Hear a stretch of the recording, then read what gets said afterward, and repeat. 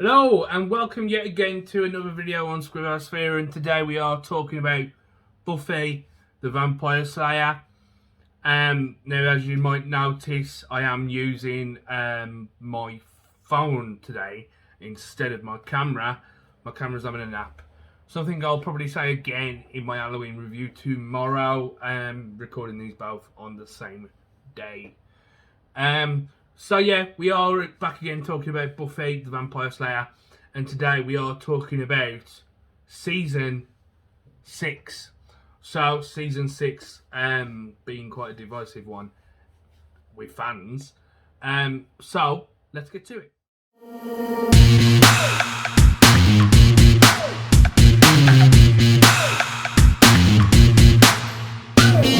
So yeah, like I said, season 6 of Buffy today. I enjoy season 6 in my own personal opinion, and not a lot of people do. A lot of people have a few issues with season 6, but me personally, I quite like it.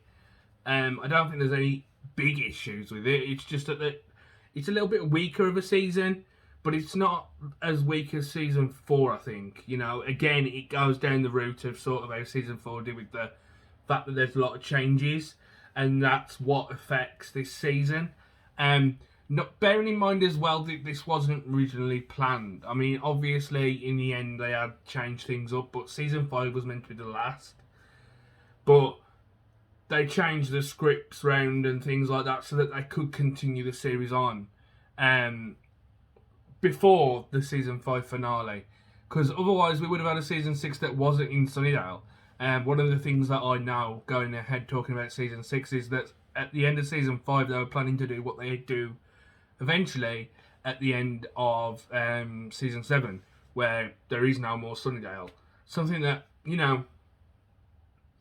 is a big part of Buffy, is the fact that Sunnydale is destroyed at the end of it, making it like, well, there is no more Sunnydale, there is no more Buffy sort of thing.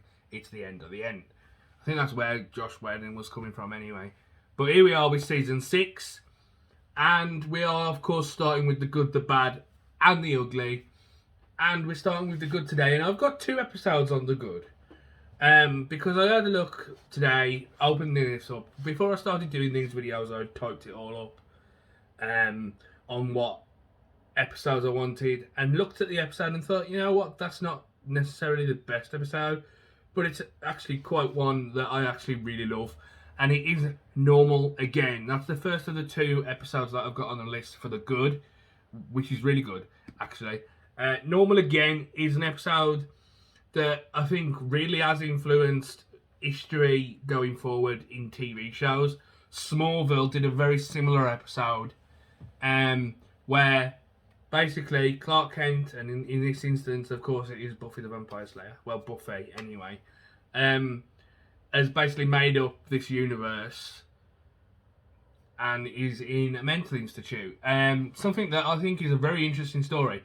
This one obviously comes from the demon that injects her, whereas in Smallville it was the Phantom that made Clark see all this, and the Phantom was trying to take over Clark's body. Something which sort of confuses things, but we'll get to that when we come to Smallville. Hopefully I'll try and remember this little tidbit. But anyway, let's start off with some trivia for Normal Again. In his DVD commentary, director Rick Rosenthal, and I'm sorry if I pronounced that name wrong, says that he was a little intimidated working with Sarah Michelle Gellar at first, because she has the habit of jokingly saying to directors, "You're not the boss of me," or "Don't tell me what to do." Okay, well, I've never heard anything bad come from Sarah Michelle Gellar from this series. This is the first instance.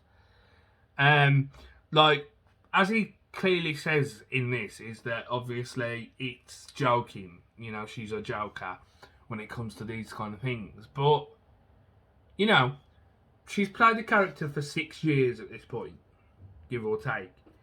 She knows the character well enough to know that if there is a direction that she thinks doesn't work for the character, of course she's going to come in and say, well, that doesn't work, don't do that. I agree with that. That's fair enough. Nothing more to say about that one, really. Let's have a look, see what else we got. Sarah Michelle Gellar will later appear on one of the last shows of All My Children. Never heard of it, sorry, Sarah. And as an unnamed character.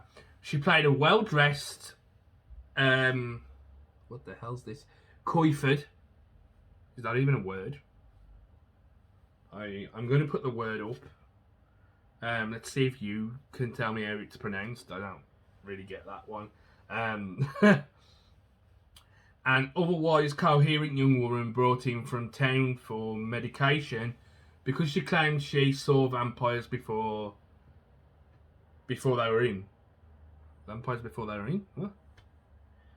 Gellar originally played the daughter of Susan Lucy on the show. Okay. So I'm guessing there's a sort of reference to Buffy and this episode in this episode of All My Children. Again, I've never watched All My Children, so I can't say. I've probably seen a clip of it on YouTube at some point down the line, but not in this instance. I can't remember what they're talking about there. Last one for this episode, and then we'll talk about why it is that I love this episode so much.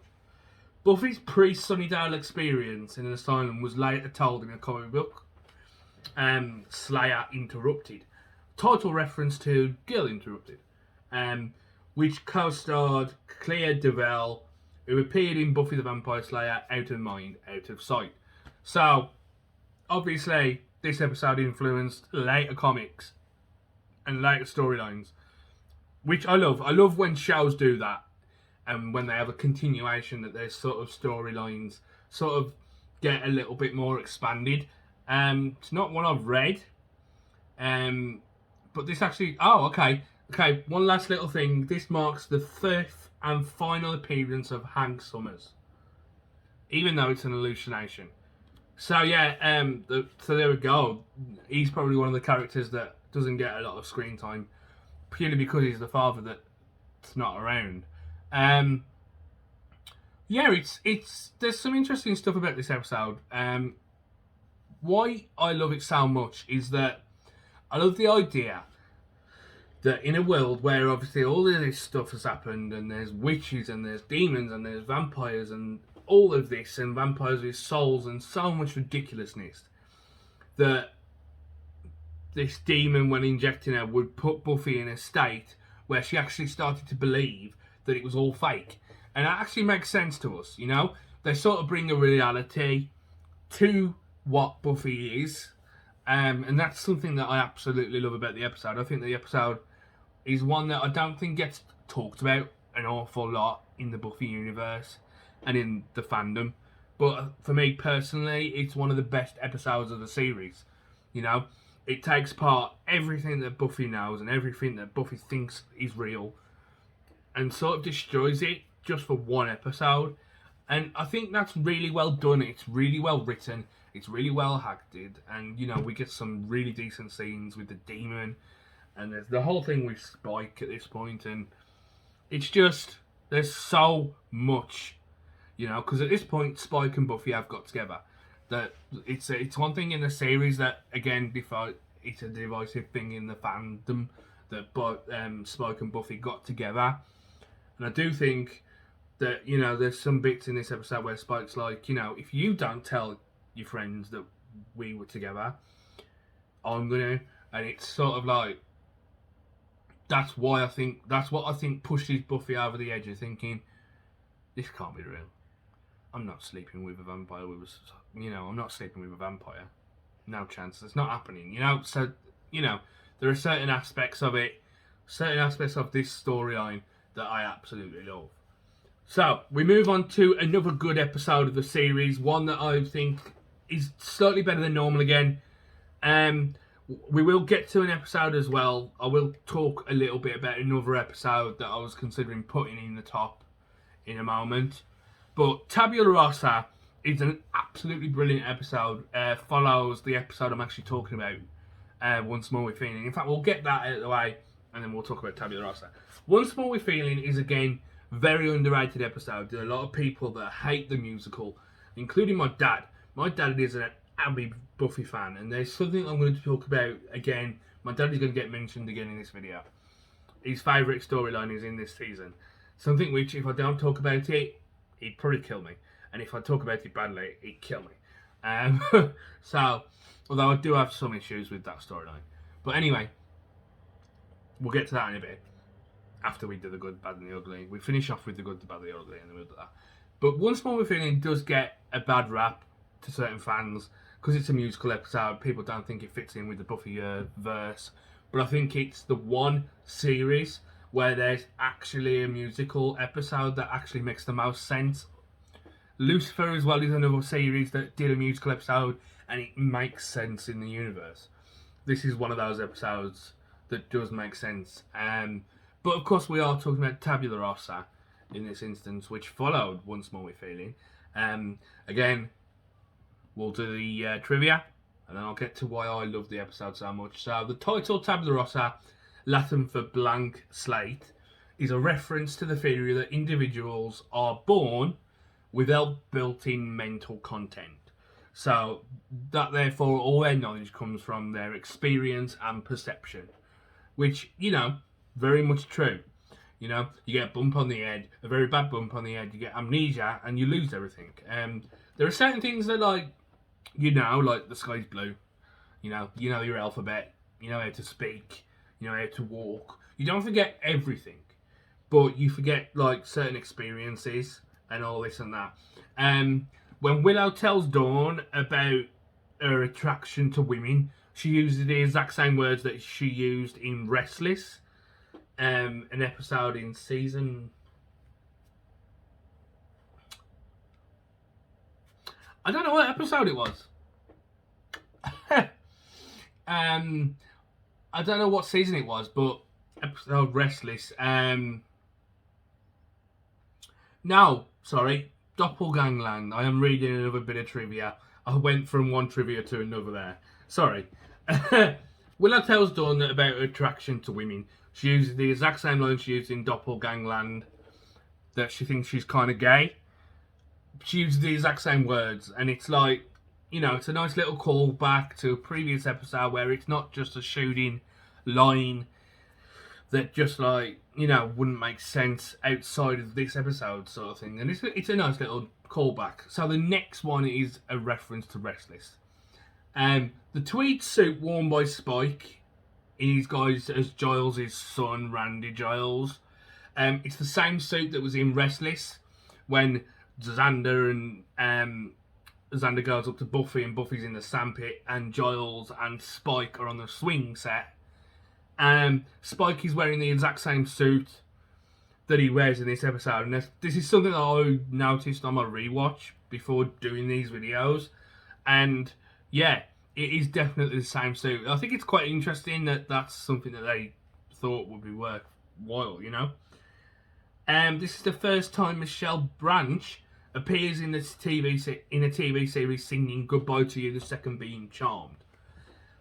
Now, I absolutely love the song "Goodbye to You" by Michelle Branch. It is one of the best songs used in the whole series because, of course, Giles is leaving. Buffy gives in to Spike for the second time. You know, there's so much going on. Tara is leaving Willow for good.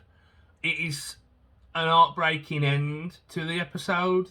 An episode that's quite funny and quite grounded, but it's very serious. Just like Once More We're Feeling, you know, it's a very funny episode and it's very enjoyable, and you've got all the musical stuff, but you also get this seriousness of Buffy telling the gang that she thought she was in heaven and that her friends brought her back and it's hell now. That's something that, you know, these two episodes, very similar in content, is like, you know, you get the funny side of it and then you get the serious side towards the end of it. Tabula Rasa is now different. I absolutely love Tabula Rasa. You know, these three episodes, Normal Again, Tabula Rasa, Once More We're Feeling, are all the best of Buffy, in my opinion. I absolutely love the writing, the direction. It just works so well with the characters and the cast, and there's so many serious storylines going on at the same time as some funny stuff. We'll talk about the bad now. Not going to stick too much to this, but the opening two episodes of the series, yeah, you know, they're not terrible episodes, but you sort of it's such a big jump from season 5, which I think is probably one of the best seasons of Buffy the Vampire Slayer, if not the best, next to season 3 and 2. But for me, the bargaining part 1 and part 2 are really bad episodes. They're just, I kind of find myself bored during them. Of course, we do get Buffy return during these episodes after her death. So, you know, there's not a lot of what you would call a Buffyism in these episodes. But I just think it's a poor opening 2 episodes, and I get quite bored when watching them, and that's what I'm going to say about them. Now we're going to talk about the ugly, and there's a lot of ugly in this season. The trio, for starters, you know, 3 geeks banding together to be Buffy's pain in the arse, you know.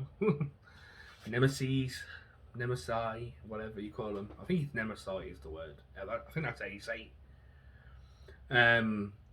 Nemesis is how they say it, but you know.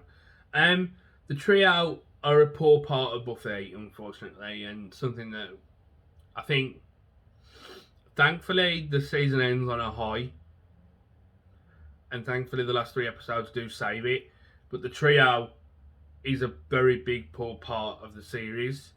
Another part of the series that's not poor in sense, but it's poor when you think about outside of this storyline, and that is Tara's death. Tara's death is sad, and it's so meaningful to the series, and it's meaningful to those last few episodes. But the stuff outside of it, you know, Joss Whedon said that these characters were never the ones he would ever kill off. And then he killed Tara off just to help the story along. And it's unfortunate that that's what he did, because he always said he didn't want to kill off the gays. I don't mean that in a bad way. I'm not, you know, if you're gay, you're gay. I'm happy with that. You know, I'm straight as anything. But if you are gay, doesn't bother me.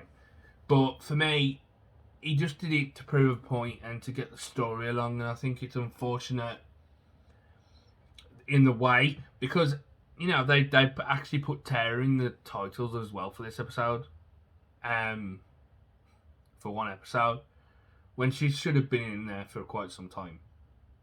And then, of course, what is the absolute, you know, the absolute ugly of the series, is Spike's attempted Buffy the Vampire Slayer. I keep calling her Buffy the Vampire Slayer. She's just Buffy. She's Buffy Summers. But okay, so I don't condone what Spike did. In no way whatsoever do I think that he needs to be, you know, that there's anybody out there that's going to ever think that he did the right thing. No way did he do the right thing. However, going into it, that was not his incentive. That's not what he intended to do when he went to see Buffy. He thought that things were going to be like the way they have been, even though Buffy has already at this point said that she doesn't want to be with Spike anymore. But at this point, you know, Spike is too deep. Now he's deeply in love with Buffy. He thought that when he went there, that she would accept it and they would carry on the way they have been. But in this instance, she pushes him off. That doesn't quite work, and he carries on. And so his intent was never to do that.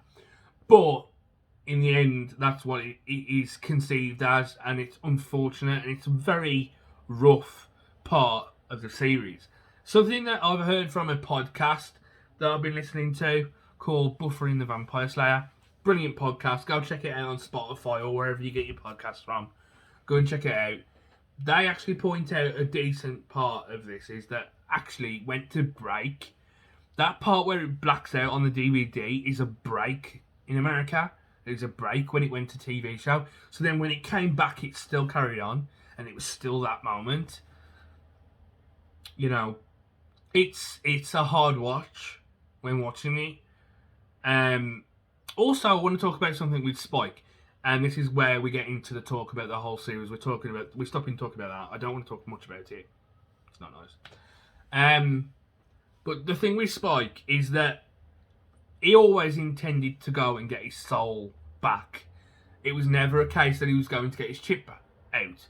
Why would you go to a demon to get his chip out? He could have gone to any doctor, any neurological doctor, and got his chip out. Why go to a demon to get his chip out? Doesn't make sense. I think that the scenes do not convey it very well.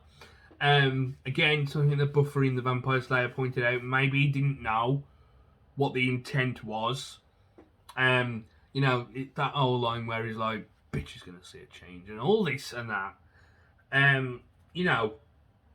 There's so many little things that make you think, okay, so he wants his chip out so he can kill her, and he can be a killer again.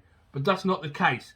When he's done about change, he's talking about the fact that he wants to become the man that Buffy deserves, and that is getting his soul back.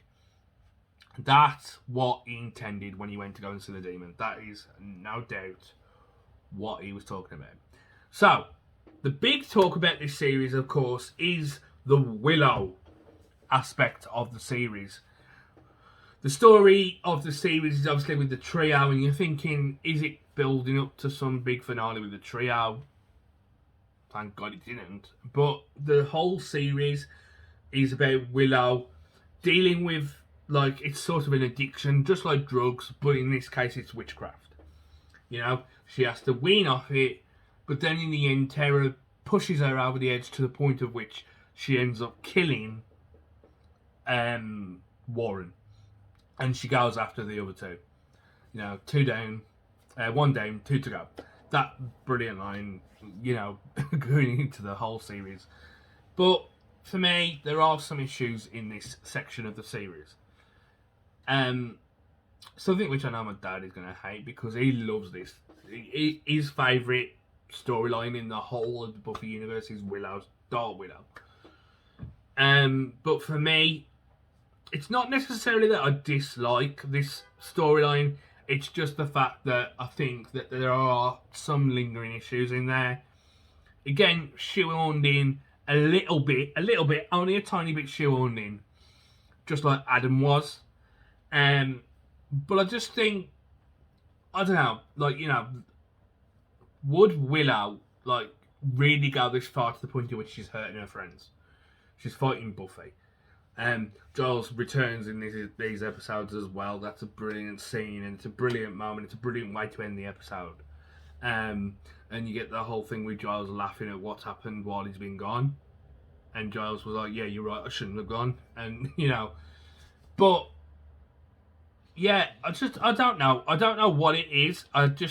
When it comes to watching those episodes, I enjoy the episodes. I enjoy the episodes a lot. To the point of which, yeah, they could very much end up in the good, bad, ugly, good side of things. And I like the fact that Xander is the one to save the day with love. One of my friends recently, who I don't think talks about Buffy a lot, recently said, we were talking about Buffy, and he said, isn't there one season where there's a guy that just basically wants to fuck a girl to save the world? He's talking about the Xander thing, and... dude, I love ya, but you're wrong. That's not what that storyline was about.